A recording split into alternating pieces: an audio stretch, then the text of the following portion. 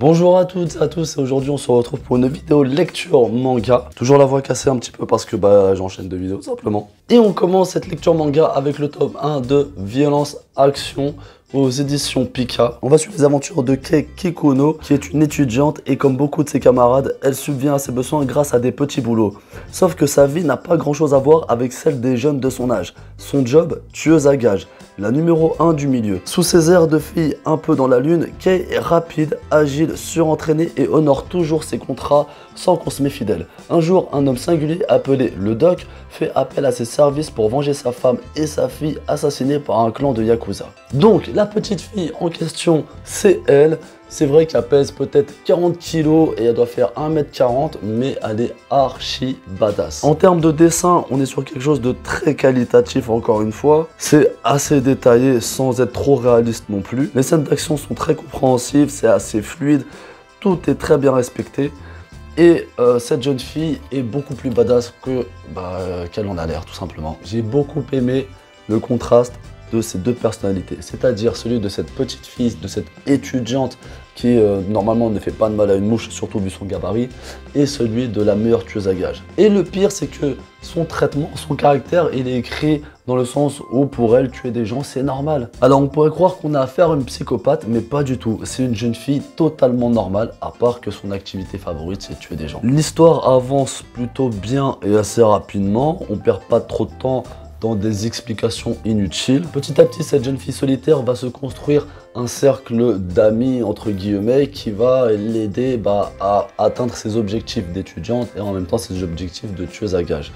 Donc véritablement, je t'en dis pas plus parce que j'ai envie que tu le découvres. Moi, personnellement, j'ai beaucoup aimé ce manga et du coup, je te le conseille.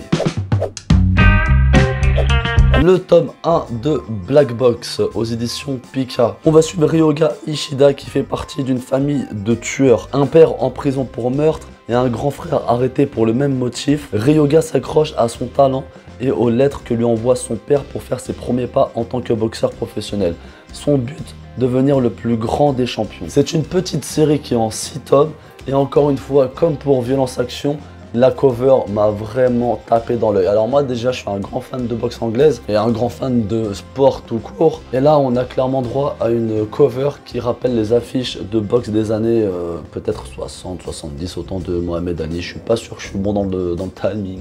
En termes de dessin, c'est quelque chose qui est assez brut, qui retranscrit très bien la sombritude de l'histoire. On a un personnage qui se fiche un petit peu de la vie, qui se fiche un petit peu de lui-même, qui au premier abord, comme le dit le synopsis, veut devenir le plus grand champion, mais je pense qu'il cache autre chose. Je pense qu'il veut essayer de se détacher de cette famille, en tout cas de la réputation de sa famille de tueur, et que lui, il veut vivre une autre histoire et qu'il veut véritablement qu'on arrête de lui coller cette image de boxeur-tueur alors que lui, il n'a rien fait du tout. Je pense que son papa va être également bien développé parce que c'est grâce à lui qu'il devient un grand boxeur. Il lui explique comment mettre les coups. En fait, c'est son coach son coach à distance. Hein, c'est comme s'il prenait des cours à distance. Ryoga, c'est un personnage qui est assez impulsif par moments, surtout quand on parle de son père.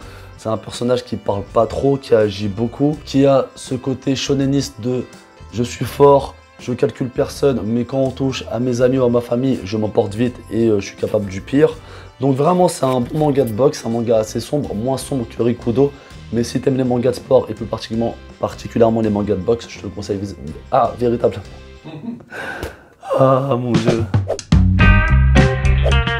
Et pour finir cette lecture manga, je vais parler très rapidement de Raikei Blues aux éditions Pika également. Maeda se réjouit de débarquer au lycée Teiken, mais la joie du garçon est de courte durée. Dès la rentrée, il se bat avec un professeur par mégarde et se fait renvoyer quelques jours. À son retour, Maeda et ses deux acolytes Tatsuji et Yoneji se retrouvent rapidement pris dans l'embrouille qui oppose le groupe des supporters et le club de boxe. Les nouveaux élèves vont vite se faire connaître, surtout tenter de se faire respecter. Une tâche bien compliquée, surtout lorsque Hatanaka, le capitaine du club de boxe qui avait été exclu, revient du bahut. Alors comme je l'ai dit lors de ma vidéo Achat Manga, ça c'est un furio, c'est-à-dire que c'est des jeunes lycéens qui se battent un peu pour tout et n'importe quoi. Sauf que là, ça change pas. Ils se battent pour tout et n'importe quoi. Mais en fait, il y a quand même certaines leçons de vie, il y a certains codes, des codes de la rue, les codes de la street qui sont respectés. On se prend assez d'affection pour ces racailles entre guillemets parce que c'est pas vraiment, c'est pas les racailles que tu vois en France, tu vois des mecs qui vont tout casser pour casser, c'est juste des bagarreurs en fait si tu veux, qui tiennent une réputation, qui veulent défendre leur réputation et qui ont un code à respecter. Notre héros a, comme beaucoup de héros, cette force de gravité, d'attirer certaines personnes à lui comme ses ennemis, de convertir ses ennemis en ses amis. Donc c'est un peu cliché mais ça marche, c'est pas pour rien que c'est un des meilleurs Furio. Et si tu ne connais pas, si t'as pas lu ou si tu hésites, vraiment je te le conseille. En termes de dessin, c'est années 90, mais années 90, top quali. Les bagarres sont un peu exagérées de temps en temps, mais on reste dans du fictif, donc moi ça me dérange pas. Il n'y a pas de super pouvoir, il n'y a pas de mec qui saute de 150 étages et qui retombe sur ses pattes. Ça reste assez réaliste, même si dans la vraie vie, il y a certains coups qui, si tu te les prends, tu finis paraplégique. Clairement, il n'y a pas de débat là-dessus. Enfin bref, moi j'aime beaucoup ce style-là, j'aime beaucoup le style Furio.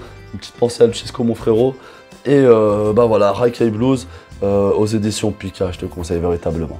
Donc cette vidéo touche enfin à sa fin. N'hésite pas à me dire en commentaire si tu as déjà lu ces œuvres-là ou pas du tout. N'hésite pas à me conseiller des nouvelles œuvres. Lâche ton meilleur pouce bleu, partage, n'hésite pas à abonner. Abonne-toi!